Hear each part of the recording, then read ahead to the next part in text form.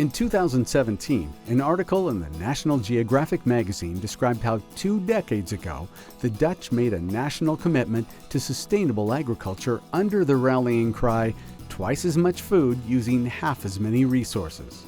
A very bold and ambitious goal that has involved considerable innovation by the nation's farmers, the private sector, the government, and researchers at Wageningen University and Research, the country's premier agriculture university.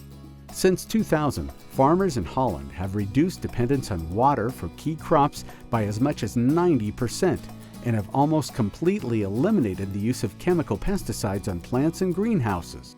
The country does not have almost every resource that is thought to be necessary for large-scale agriculture, yet it is the globe's #2 exporter of food as measured by value, second only to the United States, which has 270 times that landmass.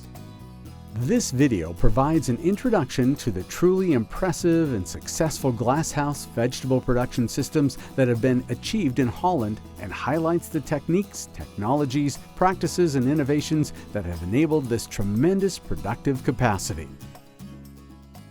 Glasshouse vegetable production in the Netherlands began before World War II in an effort to grow crops during longer periods of the year under managed conditions and without soil. Since that time, glasshouse production has evolved and become highly efficient through innovations in mechanization, climate control, greenhouse design, energy use, lighting optimization, pest control, CO2 enrichment, fertilization, growing media, and water use. The evolution of glasshouse vegetable production in the Netherlands is a story of necessity and very ambitious research and development by the entire industry, growers, the Dutch government, and university partners, all part of what has been called the Golden Triangle to achieve truly impressive production system innovation. While 40% of the greenhouses around the world are actually made of plastic, the majority of Dutch greenhouses are glass. Early Dutch glasshouses were originally quite compact and close to the ground, while today's structures are much taller, often reaching 25 to 30 feet high to permit the tremendous growth of plants that can occur during a 10 to 11-month season, and also to provide larger space to enable better control of the growing environment. Erik Poot is a glasshouse production systems researcher with Wageningen University and Research in the Westlands region town of Bleiswijk. Together with the knowledge of what plants need of water and evaporation and the nutrients they use, we optimize this whole system and still optimizing it and making it better. Well, here in Bleiswijk, what we do is we try to do almost everything that's happening on the greenhouse production. So we are not breeders, and we are not, for instance, guys who do a lot about logistics or consumer behavior, but what we do is everything what's happening in the greenhouse itself. So energy and greenhouse climate is a very important topic. Water use and nutrition, plant nutrition is very important. Of course, what I didn't mention is crop protection. So very, very important. Already for more than 100 years we're working on crop protection, and almost every year there are new pests and diseases, so we still have to catch up and try to control all these new pests and diseases. We work for quality of the product also for more than 100 years. And well, the last, let's say, 10, 20 years, we do more and more about robotics, sensor technology, camera vision technology, so more the high-tech part of the greenhouse industry. Why we are so good here in the Netherlands to grow in glasshouse, I think the mentality from the Dutch people. We are very, very, very, very small. From the north to the south is 300 kilometers, and from east to west is around 260 kilometers. And we live here with 17 million people. And we have here totally 9,600 hectares of glass. And all what we produce, 80% is for export. 80% is for export. Our biggest export market are Germany and England, UK. And yes, it is in the roots, in the body of the people from Holland. They like to become innovative. And it never stops. They go farther and farther. Every week or every month there is a new idea. Can we not do it like this, or can we not like do that? Yes, and people from other countries, they are better in other things, but we are good in agriculture, you know. And that is, it's in your heart. But why special the Netherlands, it's difficult to say. But we have the knowledge, and this is the mentality of here in this area, in the Westlands. A lot of people, they said, you are crazy. They work from early in the morning till late in the evening. And I told you, you must be a grower 24 hours a day. Also when you sleep. You don't know what is happening in the greenhouse. And that's, I think, typical Dutch. But a lot of growers, they work 60, 70, 80 hours a week. And yeah, it's also good to sit on a terrace and to drink the wine or something like that. But we are, it's unbelievable what they do. Tomatoes are currently the top glasshouse-produced vegetable in the Netherlands, followed by peppers, cucumbers, and more recently strawberries that have proven to be a successful crop for winter production. Wageningen University research, along with private sector partners, are also evaluating the potential for producing a wide range of new glasshouse crops, including raspberries, black pepper, lettuce, algae, and a whole variety of tropical plants. About 80% of the vegetables produced in Dutch glasshouses are exported, primarily to Germany and the United Kingdom, but also increasingly to Canada, the Middle East, and Africa. There are 5 primary glasshouse production regions in Holland, 2 in the north, 1 in the southeast by the German border, 1 in the far southwest near the border with Belgium, and the main one, which is known as the Westlands region, in the southwest between the cities of Rotterdam, Den Haag, and Delft. Wageningen University and research with vegetable growers and the vast technology supply industry have pioneered a number of major innovative advances in glasshouse production, including the use of glass and polycarbonate plastic materials for optimal light interception, insulation, and energy use, the 100% reuse of irrigation water, the optimization of light quality, resulting in longer production periods, and the near-zero use of chemical pesticides. The introduction of rock wool, a building insulation material, is traced back to the 1970s, when a group of Dutch glasshouse growers on an excursion to Denmark happened to notice some insulation material that had been discarded. When the material got wet outside, it provided a seemingly ideal medium for seeds to germinate and plants to grow. Today, more than 80% of glasshouse production in Holland occurs in rock wool. They make it from rocks, they heat the rocks, and this is also, they use this one to isolate the houses. They put the seed from the tomato in a small plug, like there, and then they put it in here, and then the plant is growing, and when the tomato plant have this size, around a half meter, they bring it to the grower, and the grower put it on this one, in the greenhouse. They don't put it in the soil, but they grow on this substrate. And the roots go from here, in here, and then you know, we have the drip irrigation, and we drip, and when they give too much water, the water go out here, and it goes to this cutter and recycle the water. How is glasshouse vegetable production in Holland different from vegetable production in California?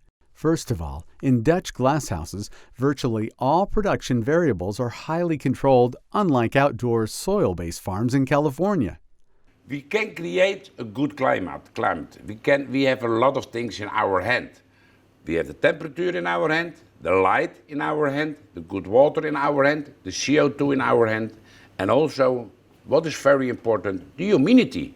Also, when we have the greenhouse, it's a lot of technology, I say to you.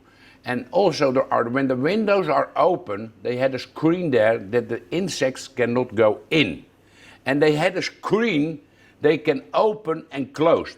There are more than 150 different screen types, because you can keep your humidity in your greenhouse. You can save energy. You can catch the sunlight. You can do this, you can do that. There are so many of that technologies. So that's CO2 coming out of there right now? Yes, you see, So they blow up. This is enriched atmosphere with CO2 right now? Yes. All right, okay, now that's very good. And there are very small holes, I told you, and there is coming out the CO2. Vegetables in Dutch glasshouses are grown under quite sterile, highly sanitized conditions. Following final harvesting of a crop, an entire glasshouse is completely cleaned out so as to remove all of the risk of pathogen contamination or carryover into the next crop.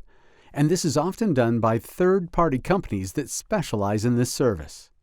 Then, during the growing season, because glasshouses are essentially closed growing systems, considerable care can be taken to avoid disease and insect pests, and to provide season-long optimal water and nutrients to the crops. In fact, one of the truly remarkable aspects of Dutch glasshouse vegetable production is the use of biological pest control. This is biological crop. So this is Swirsky mite. And it is also nice to say that in our department, in our group, we find out that this Swirsky mite is very effective against aphids and other pests. And now the industry, especially Koppert, has learned how what we have found out, and they make this concept very successful, and they sell it all over the world. So in vegetable production, the use of chemicals is almost zero, because we use these natural enemies. Yeah. And that's very important, of course, for food safety issues. And that's also a reason that, for instance, people from China come here a lot to see how we do things, because they have problems with food safety. In addition, another difference between Dutch glasshouse production and outdoor soil-based vegetable production is seen in the relative water use efficiency of the two systems. By recycling and filtering water and essentially controlling the indoor growing environment, glasshouse producers may be able to reduce overall crop water use by 90% compared to what might be used under field conditions. Once a glasshouse has been readied for a production season, vegetable transplant, often as big as 12 inches tall, are provided by a special commercial transplant growing company, and these plants and the rockwool plugs that they're growing in are inserted into the larger growing medium holding structures that provide and cycle irrigation water and nutrients, and that provide the main support framework for plants. Then, throughout the production season, considerable care and labor are expended on making sure that plants grow vertically, vigorously, and in ways that will enable efficient harvesting. This labor-intensive in-season management typically involves a variety of trimming, tying, wrapping, and rerooting of the plant's growing points back in the rockwool medium to keep shorter and more manageable plants for harvesting. One aspect of Dutch glasshouse vegetable production that is truly impressive is the advanced and semi-automated harvesting techniques that are used. As seen here, plants are set out in lines that are carefully spaced so as to allow harvesters to go in between, using specialized lift machines that move up and down and along a row as vegetables are harvested throughout the season. In many of today's Dutch glasshouses, these harvest bins are equipped with electronic, auto-guidance steering instruments that are buried in the glasshouse floor to allow automatic transport directly to the packing shed. The entire production system is optimized. From the glasshouse harvest floor, bins are remotely transported to the sorting and packing shed, where the vegetables are moved automatically to sorting and packing lines, where they are then loaded into 10-kilogram boxes for same-day shipping. Arjan van Hoosle is an eggplant or aubergine producer in the Westlands. His production cycle typically begins in mid-December and goes through the following October. I am Arjan van Onselen, third generation of growers. We grow aubergines for more than 25 years. We do that in the Netherlands. It's called a place at Westlands. Half December we start planting a small plant. It's about this size. We don't grow them ourselves. We buy them with a plant grower. We put them on the rock wool. Then in 2 weeks' time, all the plants are connected with a rope. So we put ropes down. We made a nut down. Every plant has 3 ropes. Then we put in temperature and of course the sunlight for what it is. Then half of February, begin February, it starts. The first harvest starts. It's well, these parts are 85 meters. It starts with 2 or 3 boxes a time. We do that 2 times a week. Top productions is in May and June. Then in one part we harvest 30 to 35 boxes. Totally a day 35,000 kilos of aubergines every day. We keep harvesting 2 times a week. And after the longest day means the longest day of light. And after that's June 21. After that time, all the day becomes, the lights become, every day becomes a few minutes shorter. After that we harvest 2/3 a week, so not 2 times a week, but Monday, Tuesday, Wednesday complete harvest of the greenhouse, and then Thursday and Friday 2 more sections. That goes on up to the end of October. Then now we are in half September, so after 6 weeks the plant is a little bit taller than this, and we take everything off. All the rest of the aubergines we cut them off till nothing's left anymore. So all the small ones, the big ones, everything. We stop giving water. The plant dumps always his moisture, his yes.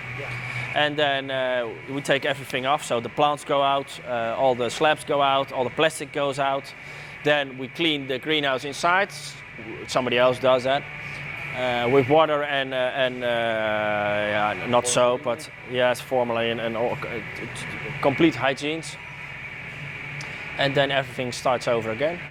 A truly remarkable Dutch glasshouse vegetable producer is Rob Baan, owner of Koperkruis, a microgreens grower located in the famed Westlands production region. He also produces on the east coast of the U.S. and is familiar with California vegetable production systems as well. Much like several of the vegetable production regions in California, the Westlands region of Holland is ideally suited for efficient production due to the close convergence of infrastructure technology and support that are available to producers. Everything, including a cooperative mindset, is readily, even immediately available in this region to enable successful production. In the Westlands, it's all about horticulture, horticulture, horticulture.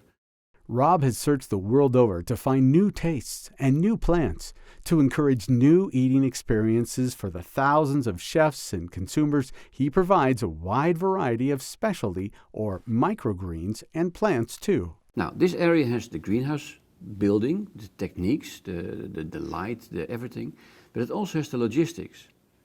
So this is what we call the Drehscheibe, in a nice German word, the platform where all the vegetables in the world are coming together, and from here they're distributed to all different locations. Now, what makes my company so unique and why are we here?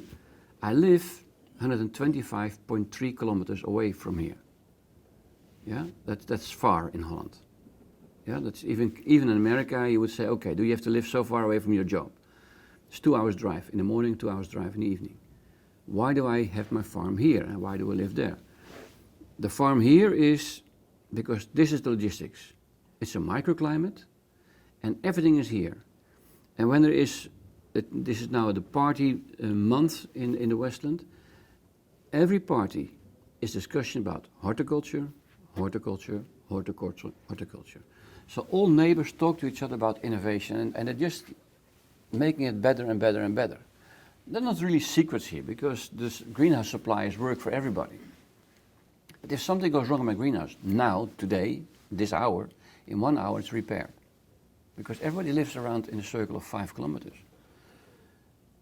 If I have a problem in my farm in Long Island, 3 weeks, because you have to ship it by container, get it cleared. Now with your tax system we have another problem, we have steel, so wow, okay, we're importing steel, problems, yeah? So it's very complicated. So now this area is self-propelled. And what Tiffany Tsu did is look at all these companies in this industry here together, including the seed companies. Why are they so unique? They're so unique because they're together. And my old boss in the seed industry told me the same thing. Rob, find me the Westland, find me the Naaldwijk of Turkey, the Naaldwijk of Spain, the Naaldwijk of Japan, the Naaldwijk of China. And I found them, I found the locations. And that's the place where you have the same passion and ambition. Now, California has something similar, but not on the glasshouse industry. Yeah, there's some Dutch guys out there, but they're isolated. Electric fence around it, and it's here it is, and stop. You're not welcome. Here, every door is open. You notice you've been around. You're welcome. So the unique thing is everything together. As in any successful agriculture endeavor, marketing or finding and maintaining consuming customers is key and essential to Rob's uniquely successful business model. This is me. This is my company, Corporate Crest. These are the wholesalers buying from me. Those wholesalers export. 90% of my product is exported. They go to the importers. The importers selling it to the fine distributors. And the fine distributors selling it to chefs. And they sell it to consumers. 1, 200, 2,000, 20,000, 200,000, 200 million. I make weird stuff. You will taste it. And when I sell it to this guy, he will not recognize what to do with it. But because he is a wholesaler, he has to stuff trucks, fill them up, and ship them efficient as possible to a country. Which is easy with tomatoes, peppers, and cucumbers because those markets exist. My product is a non-existing product. So this is the valley of death. If I give this guy a weird thing, he says, well, what can I do with it? How can I sell this to Sweden? I sell to Sweden. Nobody in Sweden understands this. So what we do, that's the strength we have. We communicate with chefs. We make chefs crazy. They want to have the stuff. Exhibitions. We run now, I think, about 400 exhibitions per year around the world. Those chefs want to have it because they are the guys who have the idea, and the girls. And they order at their distributor. He says, I have no clue. How is a guy in Holland? Okay, I'll ask somebody who's buying from Holland. They find somebody, he's buying, we want to buy something from that weird stuff from, oh, we have it. Yeah? So the backward integration of the business chain is my most effective thing. It doesn't work to the consumer. 200 million consumers I can't reach. I'm a small potato. But I can really focus on the chefs. And that's why I can bring 5 or 10 innovations per year, because chefs like new innovations. Consumer is very traditional. Now, this is the strength I have, so the marketing we're doing is, above all the other things, is the most critical. The thing for growers is, growers think production. I think market demand. The actual production facilities and technologies used at Coppercrest are truly astonishing. Renewable energy in the form of thermal water from below-ground aquifers is used to augment the heat that is produced using state-of-the-art generators that is required in glasshouses at certain times of the year. Microgreen vegetable production occurs completely indoors using automated systems with virtually complete environmental control. CO2 enrichment of the glasshouse air is controlled by the gas concentration that is pumped in. Tremendous production uniformity is achieved. Light quality is also completely controlled using knowledge and experience of the specific wavelengths that plants grow best under. Rob Bond was the inventor and first to use LED light manipulation and control in his glasshouses. Automation and robotic operations are a big part of the success of Koperkress. Imagine that chefs use only a few of these sprigs or shoots on a plate. Employees at Koperkress also have the opportunity to eat the dazzling array of produce that is grown in the glasshouses at the employee restaurant. Part of Rob's business or marketing plan involves inviting chefs from around the world to come to Koperkress to learn about the various plants and tastes that he provides, and also to actually use these new eating options and foods and plates that they can create themselves in the state-of-the-art kitchen that he has. Rob Bond also sees a critical expanding role for the importance of vegetables in our human diet. What is the why of horticulture? What's the why? Why are we growers? I mean, why do we grow? Did you ever think about why we grow? Oh, my grandfather was a grower. Okay, that's not the reason to grow. What is the why of growing? Why did growers exist? Because basically we are, as a human being, we exist 170,000 years. We are hunter-collectors. Yeah, so why are we growing? Well, we decided to live in cities. We could only do that because we had growers. Otherwise you can't live in a city. Yeah, if you're not living in a city, if there's not a grower, you can't live in a city because somebody has to feed you. You do something very important, painting or whatever, something very important in the city, that means you have no time for hunting collectors, so somebody else has to do it for you. So that's the growing start. So the why of horticulture is making the city healthy. Feeding the city on a healthy way, because the city dies, you have no customers, so it's not very good to produce an unhealthy product. So horticulture, the why of horticulture is feeding the city on a healthy way, efficiently and so on. That's the why. Horticulture is the essential. So all the present diseases we have now in the Western world, the Western diseases, are foodborne diseases, are self-brought diseases. These are not transmittable diseases like the pest or the flu. The diseases we have now, diabetes 2, heart and coronary diseases, the kidney disease, all those diseases are coming because we eat wrong. Without question, the growers, the private sector, the government, and the university research contributors in the Netherlands that we have seen in this video have gone quite far to achieve the bold and very ambitious goals that they set out at the turn of the century.